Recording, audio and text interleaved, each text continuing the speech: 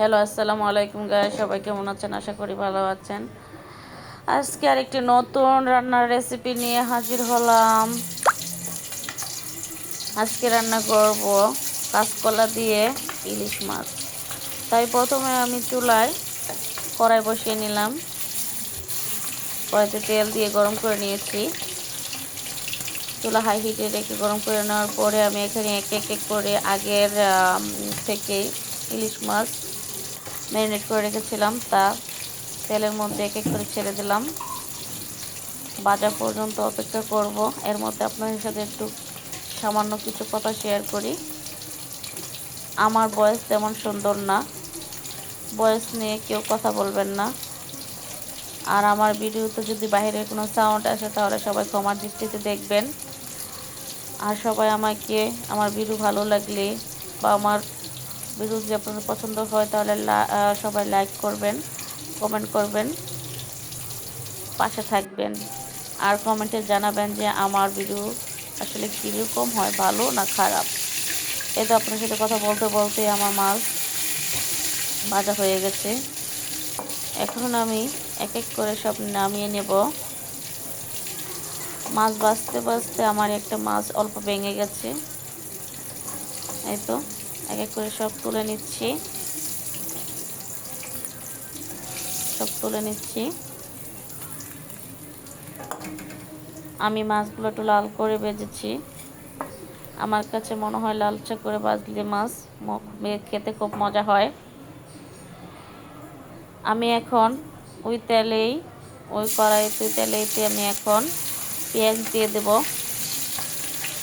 পেঁয়াজ দেওয়ার পরে আমি তা নেড়ে চেড়ে ব্রাউন কালার করে নেব। ব্রাউন কালার হলে এখানে আমি সবজি অ্যাড করে নেব।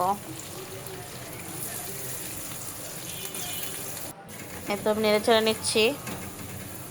আমার পেঁয়াজ ব্রাউন কালার হয়ে আসছে। এই তো এখন আমি এখানে সবজি অ্যাড করব। আগে থেকে কেটে কুটে ধুয়ে পরিষ্কার করে পানি ঝরিয়ে নেওয়া কাঁচকলা অ্যাড করে দিচ্ছি।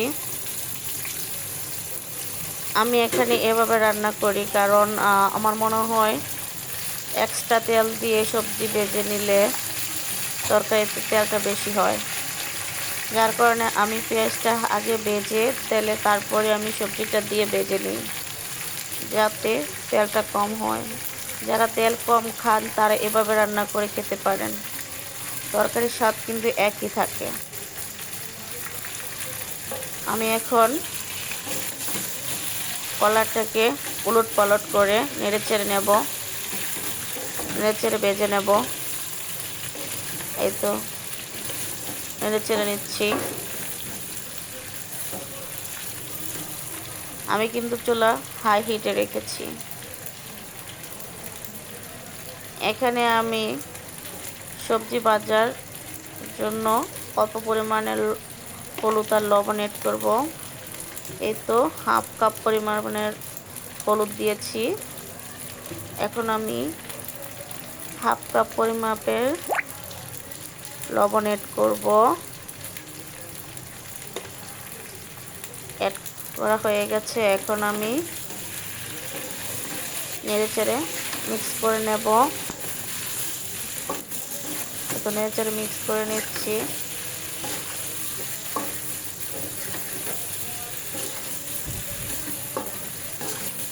নেড়ে চেড়ে একসাথে করে নিয়ে তেলে ভেজে নিচ্ছি।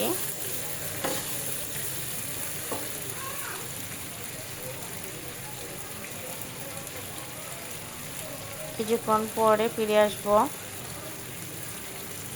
ততক্ষণ সাথে থাকুন। এই তো আপনাদেরকে একটু জুম করে দেখানোর চেষ্টা করছি যে তরকারি সবজিটা কত সুন্দর করে ভাজা হচ্ছে। একটু অ্যাঙ্গেলভাবেও ভিডিওটা নিলাম। আর একটা কথা বলে রাখি আপনাদেরকে, আমার ভিডিও হয়তো কোয়ালিটি অতটা ভালো হবে না বা হয় না, কারণ আমি একদিকে রান্না করি আরেক হাতে আমি ভিডিও করি। যদি ভালো লাগে আমার ভিডিও তাহলে আমার পাশে থাকবেন। এই তো ফিরে আসলাম। ফিরে আসার পরে এখন আবার একটু নেড়েচেড়ে দেখে নিচ্ছি যে ভাজা হয়েছে কিনা। হ্যাঁ, আমার কাছে মনে হচ্ছে যে ভাজা প্রায় হয়ে গেছে। যেহেতু কলা তাই বেশি একটু ভাজবো না আর। এখন নেড়েচেড়ে আমি সব মশলা অ্যাড করে নেব। আমি অল্প পরিমাণে পানি আর কাঁচামরিচ দিয়ে দিয়েছি পরিমাণ মতো। কাঁচামরিচটা আমি এই পর্যায়ে দিয়ে দিই, কারণ আমার কাছে মনে হয় পরে দিলে মরিচের একটা কাঁচা ভাব বা গন্ধ থাকে, তাই আমি এভাবেই কাঁচামরিচটা দিই। আগে থেকে আদা রসুন বাটা ছিল, সেটা অল্প পরিমাণে একটু দিয়ে দিলাম। এখন আমি একটু নেড়েচেড়ে নেব।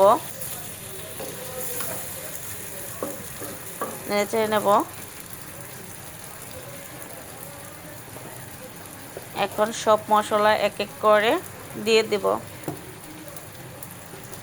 প্রথমে আমি হলুদ দিয়ে নেব অল্প, কারণ আমি যেহেতু আগে হলুদ দিয়েছি, তাই এখন অল্প পরিমাণে একটু হলুদ দেব।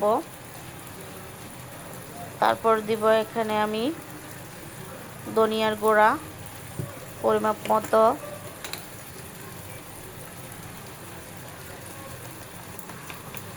তারপরে দেব মরিচের গুঁড়ো পরিমাপ মতো। যেহেতু কলার তরকারি অল্প ঝালেই মজা, অনেক ঝাল হলে মজা লাগবে না, তাই আমি ঝালটা কম দিয়েছি। এখানে কাঁচামরিচও দেওয়া ছিল, তাই আপনারা ঝালটা পরিমাণ মতো দিয়ে নেবেন। আর তারপর আমি এখানে অ্যাড করেছি জিরের গুঁড়ো। তারপরে অ্যাড করেছি লবণ। যেহেতু আমি আগেই লবণ দিয়েছি, তাই অল্প পরিমাণে একটু লবণ দিয়ে দিলাম।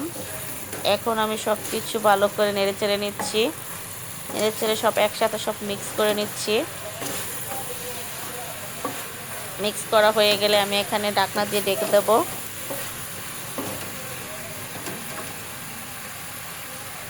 এখানে কিন্তু মশলাটা খুব সুন্দর করে মিক্স করে নিতে হবে।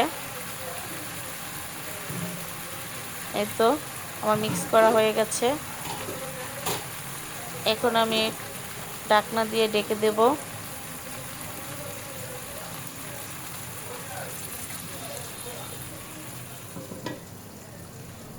ঢাকনা দিয়ে ঢেকে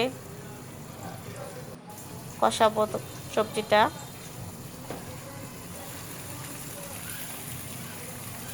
এই তো 2-3 মিনিট পরে ফিরে আসলাম কষানো কতটুকু হয়েছে তা দেখানোর জন্য।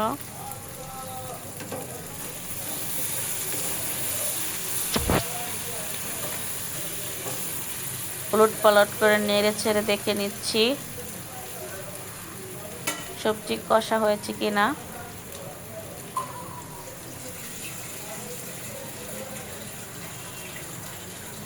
আমার কাছে সবজি কষানো হয়ে গেছে।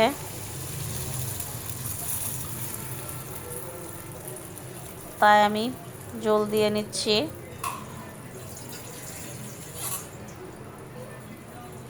যেহেতু কলার তরকারি, তাই আমার মনে হলো যে আরও একটু পানি অ্যাড করা দরকার, তাই আমি আরও একটু পানি অ্যাড করে দিলাম। অ্যাড করা হয়ে গেছে। এখন আমি নেড়ে চেড়ে নেব সুন্দর করে। নেড়ে চেড়ে মশলাটা একদম মিক্স করে নেব।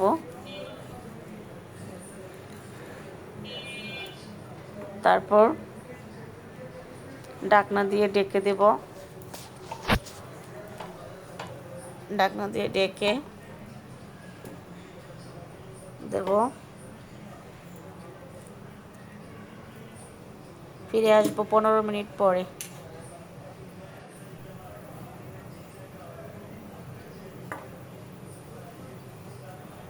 কাঁচকলা কিন্তু শরীরের জন্য অনেক উপকারী একটি সবজি।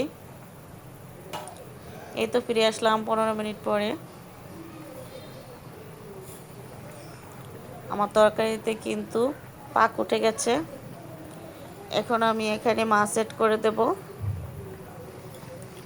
যে মাছের চাক্কাটা ভেঙে গিয়েছিল তা আমার ছেলে খেয়ে নিয়েছে।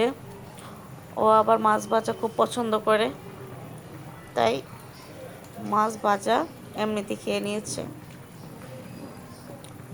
আমরা যেহেতু মানুষ কম, তাই মাছের সংখ্যাটাও কম। আমরা মাছের চাইতে সবজিটা বেশি খাই, তাই মাছ কম দিয়েছি।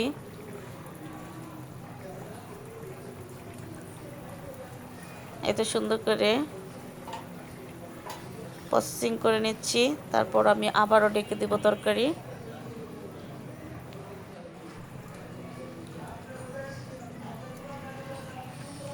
এই তো ডেকে দিলাম, ফিরে আসবো 10 মিনিট পর। এই তো ফিরে আসলাম 10 মিনিট পর। ঢাকনা খুলে দেখে নিচ্ছি ঝোল কতটুকু আছে। যেহেতু কলা সিদ্ধ হয়ে গেছে, তাই বেশি নাড়াচাড়া করব না, অল্প হাতে একটু নেড়ে দিচ্ছি। আর আমার কাছে মনে হচ্ছে এতটুকু ঝোল রাখা দরকার, তাই আমি তরকারি ওঠানোর আগে একটু লবণটা চেখে দেখছি যে ঠিক আছে কিনা। আমার কাছে পারফেক্ট আছে, তাই আমি এখন চুলা অফ করে দেব। এই তো আমার রান্না কমপ্লিট। দেখেন কত সুন্দর কালার এসেছে তরকারি। এভাবে বাসায় রান্না করে খাবেন। দেখেন আমার তরকারিতে কিন্তু তেল কম হয়েছে।